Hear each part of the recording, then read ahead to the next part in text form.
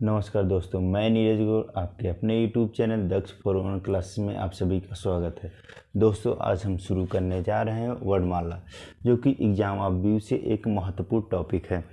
दोस्तों, इसको शुरू करने से पहले मैं बता दूं कि जो वर्णमाला हम पढ़ाने जा रहे हैं आज, वो किसी भी कॉम्पिटिटिव एग्ज़ाम में जहाँ तक कि हिंदी पूछी जाती हो, आपको इसका 1 या 2 क्वेश्चन देखने को मिल जाते हैं। चलिए दोस्तों, बिना समय गंवाए हम शुरू करते हैं वर्णमाला।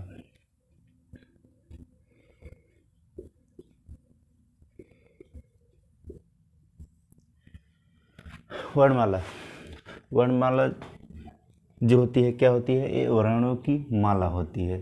जैसे अब मोतियों का क्या होता है, एक माला होती है, ऐसे वर्णों का ये माला होता है। वर्ण पहले समझ लेते हैं कि वर्ण किसे कहा जाता है। तो ध्वनि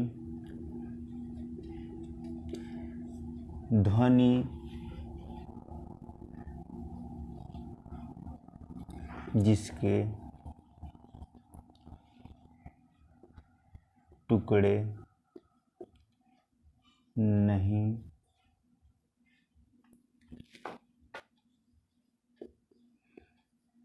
किए जा सकते हैं। ध्वनि जिसके टुकड़े नहीं किए जा सकते हैं, उन्हें क्या कहा जाता है? वर्ण कहा जाता है।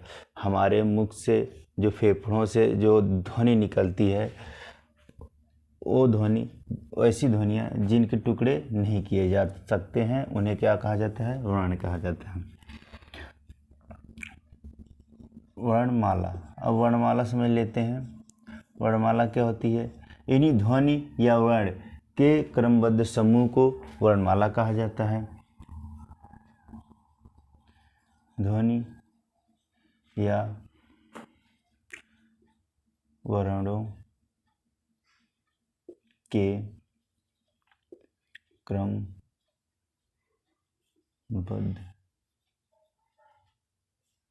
समूह को वर्णमाला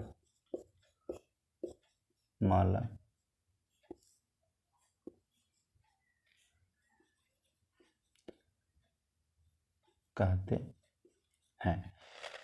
देखिए दोस्तों, वर्णमाला किसे कहा जाता है? ध्वनि या वर्णों के क्रमबद्ध समूह को क्या कहा जाता है? वर्णमाला कहा जाता है।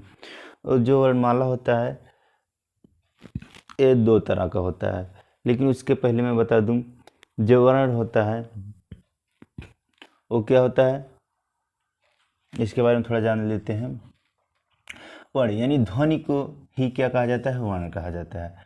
जो ध्वनि होती है, ध्वनि को हम लोग क्या कहते हैं? वर्ण कहते हैं। और जो ध्वनि होती है, ये भाषा, ये जो होती है, ये भाषा की सबसे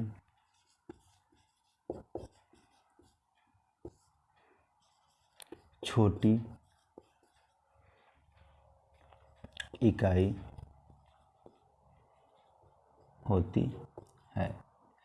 ये जो भाषा की सबसे छोटी इकाई होती है।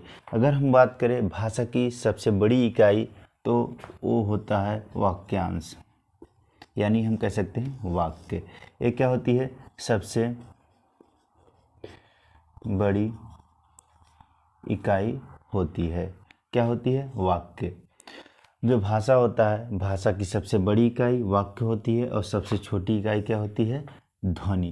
ध्वनि कहें या तो वर्ण, पर अगर सबसे छोटी कहेगा तो पहले ध्वनि लगाएंगे, अगर वर्ण दिया है तो वर्ण लगा सकते हैं। दोनों में से किसी को भी आप लोग लगा सकते हैं। ये हो गया वर्ण। वर्ण से 2 क्वेश्चन बनते हैं। पहला पूछेगा कि सबसे छोटी इकाई क्या होती है, तो वर्ण होती है। अब आगे आते हैं।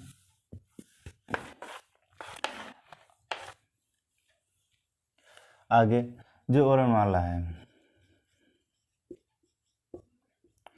वर्णमाला को 2 भागों में बांटा गया है। पहला है स्वर और दूसरा है व्यंजन। जो स्वर होता है, स्वर की संख्या देखें तो 11 होता है, और व्यंजन की संख्या जो होती है 33 होते हैं। इस दोनों मिला के कुल 44 वर्ण होते हैं हिंदी में। वर्णमाला में कुल कितने वर्ण होते हैं? तो 44 वर्ण होते हैं। अगर कुल वर्णों की बात की जाए, कुल कितने वर्ण होते हैं, तो हम लोग बताएंगे 52 वर्ण होते हैं, जिसमें क्या है 13 स्वर होते हैं और इतने व्यंजन होते हैं। जो 39 व्यंजन होते हैं और 13 स्वर होते हैं। 13 स्वर इसको हम कहेंगे कुल स्वर होते हैं। अगर बात की जाए तो हिंदी वर्णमाला में कुल कितने स्वर होते हैं, तो कुल की जब बात आ जाए तो 13 लगाएंगे, और या तो मूलतः पूछे तब भी क्या लगाएंगे 13 स्वर लगाएंगे। अगर कुल व्यंजनों की बात की जाए तो कितने होते हैं 39 होते हैं। अगर कुल व्यंजनों की बात की जाए तो 39 होते हैं, और कुल स्वरों की बात की जाए तो 13 होते हैं। और अगर पूछा जाए कि मूल रूप से अगर पूछा जाए, मूल रूप से तो कितना होते हैं 11 स्वर होते हैं, यानी कुल 11 स्वर होते हैं। और मूल रूप से व्यंजन कितने होते हैं, तो 33 होते हैं। ये भी क्या होते हैं मूल रूप से व्यंजनों की संख्या कितनी होती है 33 होती है। अगर कुल व्यंजनों की संख्या या मुख्यता संख्या पूछे तो हम लोग बताएंगे कि कितनी बताएंगे 39 बताएंगे। और इससे एक दूसरा क्वेश्चन देखिए क्या बनता है।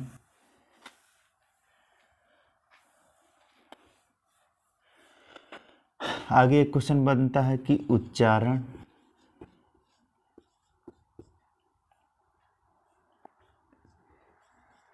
के अनुसार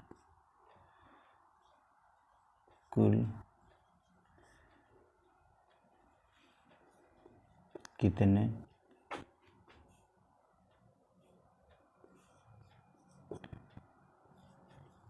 स्वर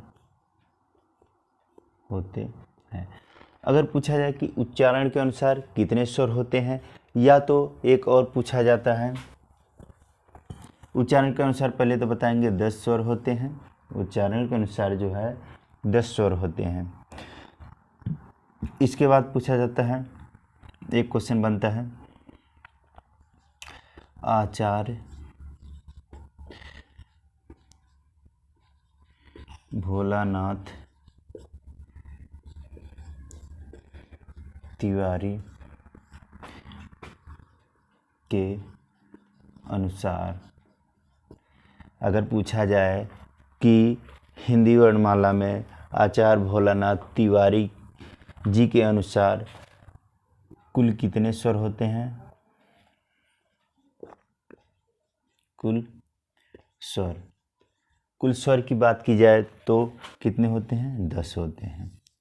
आचार्य भोलानाथ तिवारी जी के अनुसार कुल 10 स्वर होते हैं।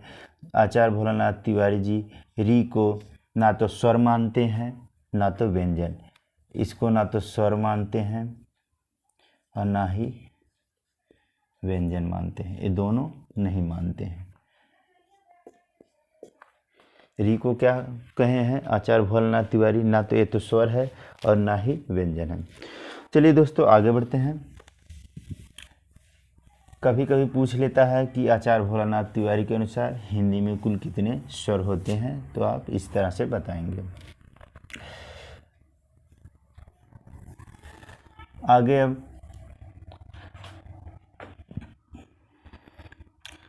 पूछेगा कि काल या मात्रा के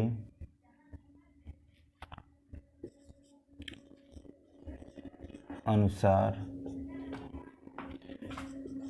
स्वर को कितने भागों में बांटा गया है। अगर पूछे काल या मात्रा के अनुसार स्वर को कितने भागों में बांटा गया है, तो काल या मात्रा के अनुसार जो है स्वर को 2 भागों में बांटा गया है। कितने भागों में? 2। पहला क्या होता है, देखिए, जो स्वर होते हैं उनको 2 भागों में बांटा गया है। पहला होता है हिरस्वर। हिरस्वर को हम लोग क्या कहते हैं? लघु स्वर कहते हैं। लघु स्वर भी कहते हैं। और इसके बाद आता है दीर्घ स्वर। दीर्घ स्वर, दीर्घ स्वर जो होते हैं इन्हें गुरु स्वर भी कहा जाता है। गुरु स्वर भी कहा जाता है। तो यहाँ देखते हैं कि हिरस्वर की संख्या कितनी होती है। इनकी संख्या जो होती है 4 होती है। ये कौन कौन से हैं, यहाँ देख लेते हैं। ये हो गया छोटा आ होती है, छोटा छोटी होती है, छोटा ऊ और री। इसके बाद दीर्घ स्वर की बात की जाए,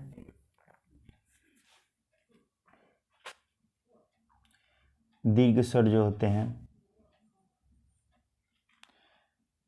इसके अलावा जो बचते हैं, जैसे हो गया बड़ा हो गया, बड़ी हो गई, बड़ा ऊ हो गया और री हो गया, सॉरी ए हो गया, ए, ओ और औ। इनकी संख्या जो है कितनी होती है? 7 होती है। ये बड़ा होता है, बड़ा, बड़ी, बड़ाऊ, ए, ओ, औ। ये जो होते हैं 7 होते हैं और इन्हें क्या कहा जाता है? गुरु स्वर भी कहा जाता है और दीर्घ स्वर भी कहा जाता है। इनको 2 भागों में बांटा गया है। कौन कौन से? हिरस्वर और दीर्घ स्वर। हिरस्वर पूछता है हिरस्वर को और किस नाम से जानते हैं, या तो पूछेगा कि लघु स्वर कितने होते हैं, तो बताएंगे 4। अगर पूछे कि दीर्घ स्वर कितने होते हैं, तो बताएंगे 7। ये क्वेश्चन में एग्जाम में बहुत क्वेश्चन ऐसे आते हैं।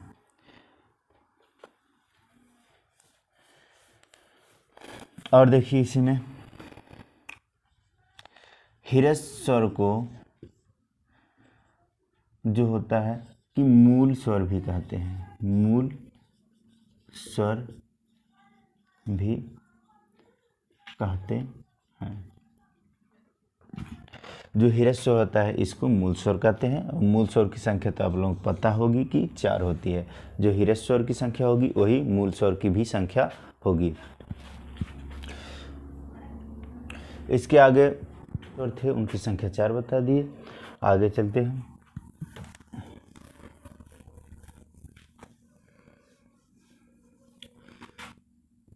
आगे है रचना या उत्पत्ति के आधार पर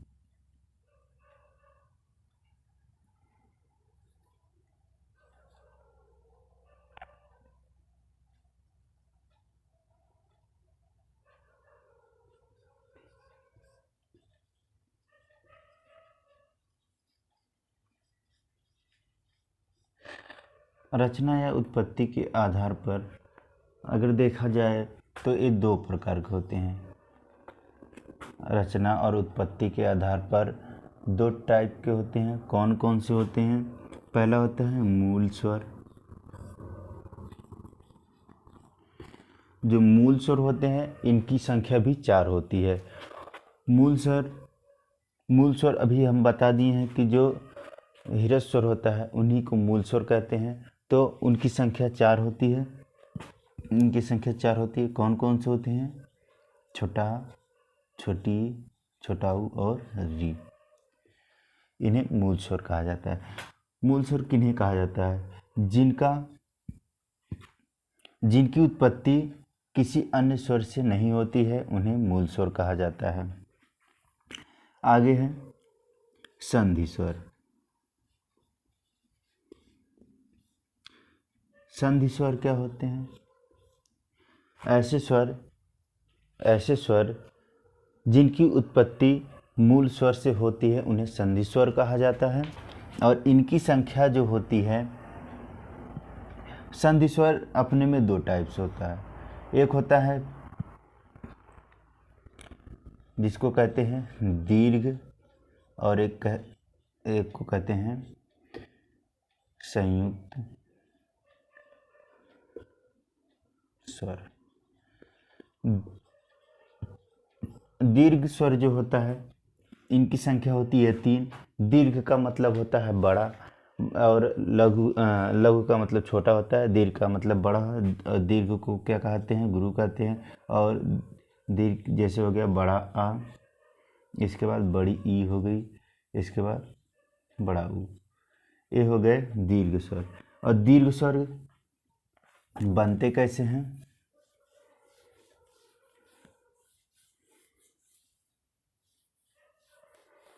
दीर्घ स्वर जैसे छोटा प्लस छोटा मिल के क्या बनता है? बड़ा बनता है।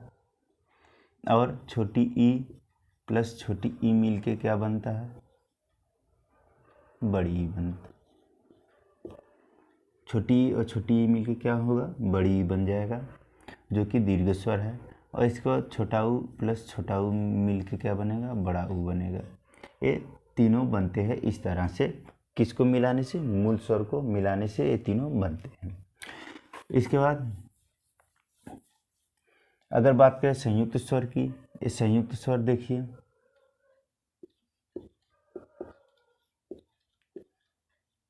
संयुक्त स्वर कौन कौन से होते हैं? अगर हम इनको निकाल दें, मूल स्वर और किसको निकाल दें? दीर्घ स्वर को, तो जो बचते हैं वो होते संयुक्त स्वर। 4 ए हो गए और कितने? 3 ए हो गए, मिला के 7 स्वर ए हो गए। और बचे कितने अब? 5, जो कि हैं ए है, ए है, ओ है, और सॉरी 5 नहीं 4 बचे हैं। ये बनते कैसे हैं देख लेते हैं। इनकी संख्या होती है 4, संयुक्त स्वर की संख्या होती है 4। और ये बनते कैसे हैं? ए जो बनता है, हम मिलाएंगे छोटा आ को और ई को मिलाएंगे तो क्या बनेगा? ए बनेगा। और छोटा आ प्लस बड़ी ई मिलाएंगे तो क्या बनेगा? ए बनेगा। इसी तरह से इसको भी छोटा आ और क्या जोड़ेंगे? ऊ को जोड़ेंगे, छोटा ऊ को, तो क्या बनेगा? ओ बनेगा। और इसी तरह छोटा आ प्लस बड़ा ऊ जोड़ेंगे तो ओ बनेगा। ये हो गया आपका रचना और उत्पत्ति के आधार पर जो है स्वरों का विभाजन। स्वरों को 2 भागों में बांटा गया है। कौन कौन से? मूल स्वर और संधि स्वर। संधि स्वर का मतलब आप समझते हैं, संधि का मतलब होता है मेल, और यानी जो मेल से बने हो। किसके मेल से? मूल स्वरों के मेल से। इसके बाद अगला बढ़ेंगे, देखेंगे